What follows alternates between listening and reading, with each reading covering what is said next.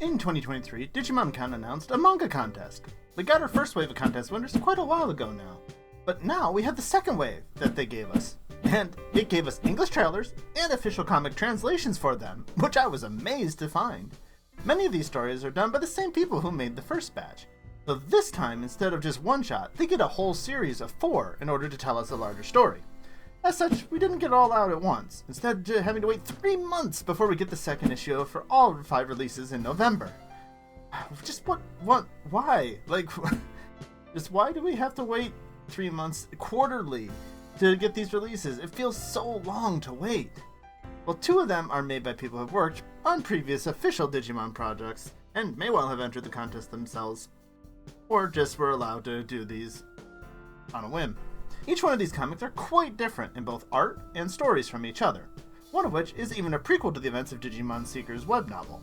But I mean, Digimon has always changed things throughout its years, and keeping things new and different, so this is just fine. After spending some time looking over issues 1 of all 5, I thought it would be a good time to give you an idea of what we've gotten so far. I'll try to keep it light on the spoilers for each one, which there's only so much to spoil as we're only part 1 of 4. But I wanted you to know what to expect. I'll put a link down in the description below with links to the comic page, but also to the Digimon Partners channel, which has actually rebranded as the Digimon Official channel now over here on YouTube, where you can find the trailers. And while you're clicking around down there, why don't you remember to hit that subscribe button if you haven't already, and ring that bell so you don't miss any of my Digimon news. Now then, let us look at these comics in order that I am most excited about from least to most. Now don't get me wrong, I didn't think any of these were actually bad, but some of these I am more looking forward to what it will bring us than others. So, starting at the number 5 spot, we have Mini Digimon, the story of the Royal Knights by Tenya Yabano. Which is interesting, because he is one who has been around with Digimon forever, because he worked on the original Digimon V-Tamers, has more recently worked on Dreamers, done illustrations for the card game, and even helped work on Digimon Ghost Game. And the general outline for this one is the Royal Knights are swept away by Wanyamon, a slapstick drama of loosely cute Digimon and his friends. And you can very quickly see the influence of Dreamers on this, especially if you read Dreamers early on, where it is very slapstick, it is very silly, it doesn't necessarily take itself all that seriously. And if you like that kind of things, it's a very lighthearted story. It breaks the fourth wall. It has very cute characters, so that you will be able to just sit back and possibly enjoy it. But for someone like me, between Cyber Sleuth, Savers, we just have so many different stories where the Royal Knights always seem to pop up. There are so many other organizations that we could possibly look into. And besides, they're the Royal Knights. Is there anything that can really challenge them? I mean, sure, we got 7 Deadly Digimon and stuff, but I mean, is there really going to be much tension or anything to this? Maybe, because Dreamers did start silly and became much more serious.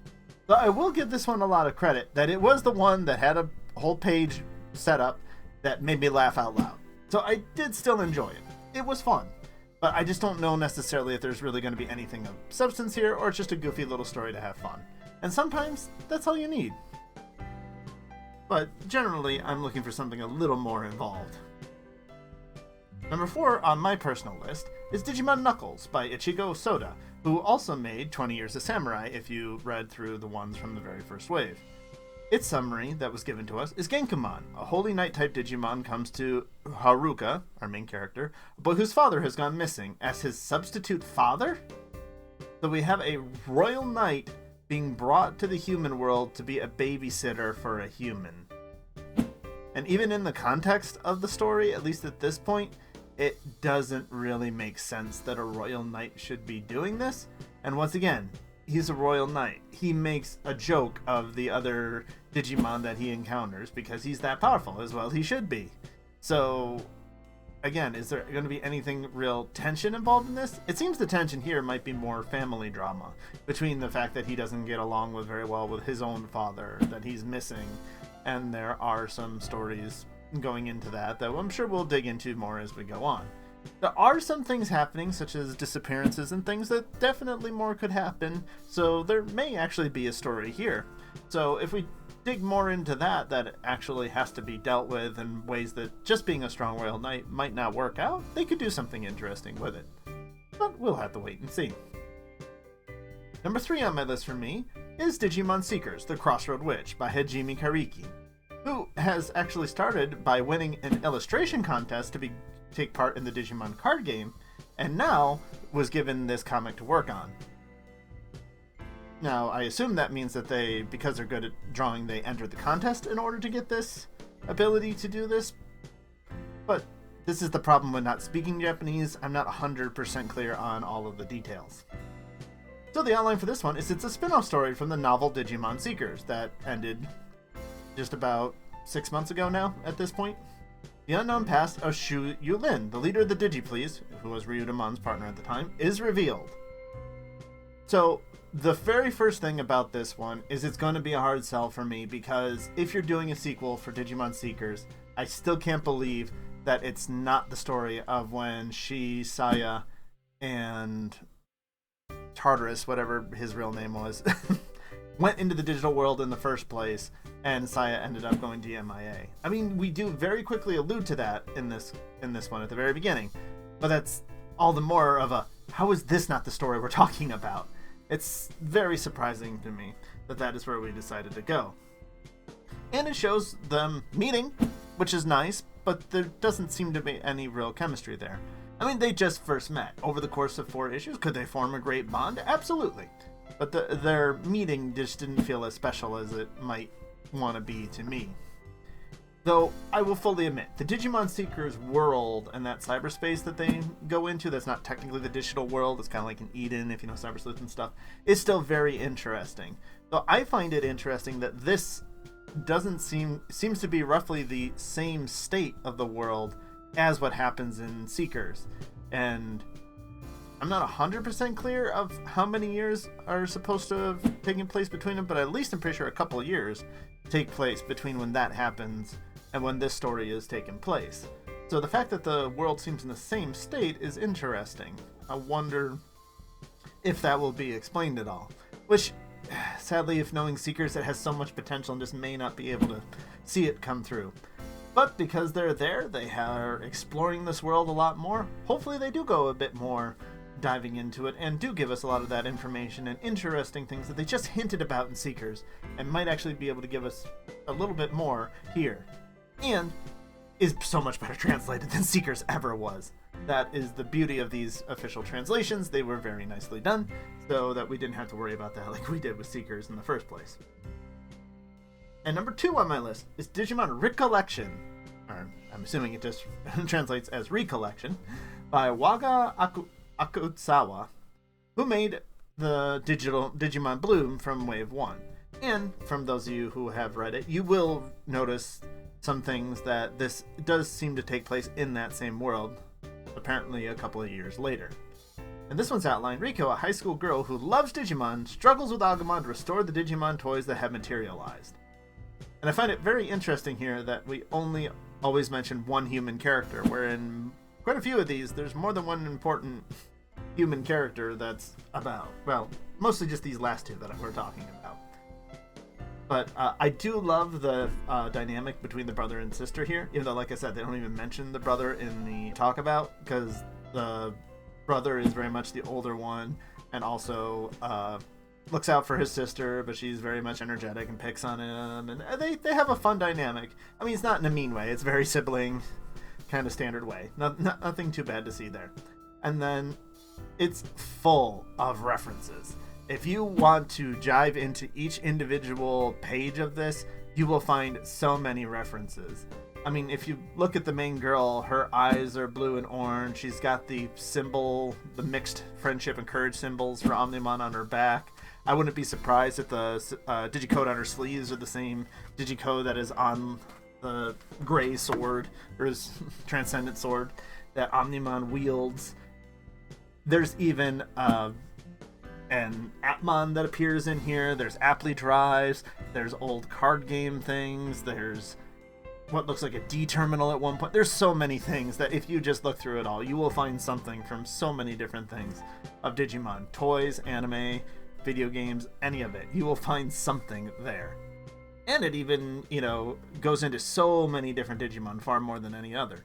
Even some, like this guy here, that if you recognize right away, all the more power to you. I'll let you read it to figure out exactly who he is, but wow, yeah, I had no idea who that was when it first came up.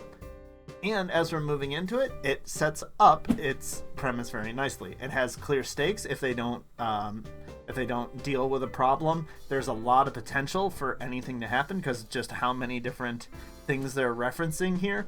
I don't know how much they're actually going to go deep into different mechanics and things of Digimon, but there is a lot of potential here, and some very fun characters to do it. And number 1 on my list, the one that I enjoyed the most out of these 5, is Digimon Paradox by Ayumi Minato, which, if you read the first batch, he also did Digimon Children Code, which was one of my favorites of that first batch as well. The only other one was Digimon Variants, which I might have liked even more. In this outline, a high school boy Reiji is saved by a Digimon, a biological weapon from the future. A battle that transcends time and space unfolds. And this sounded like such an over-the-top, weird concept that, you know, as someone who doesn't really like time travel messing with other dimensions and worlds and multiverses, I really thought I would be turned off of this. Thankfully, it doesn't go too deep into that, at least not yet. It could change. It is very interesting how 2 of these actually feature a Wanyamon very heavily, as that is the main Digimon that our human finds right away. And I find this one very interesting, that this one is not called Digimon Knuckles, because, yeah, this main character is very much Marcus type, because holy crap does he just go and punch the lights out of people in the very first page of things. He is very much that type of person. And they, again, try not to go too heavily into spoilers, because actually quite a bit happened in this first chapter in this one. Is the time travel stuff is there, but it's not done to such an egregious amount that it scared me off just yet. But I loved the bonding that he does with a partner. There's a lot that can be done and grow from there. It's certainly not just a very simple relationship, much like I faulted Crossroads for.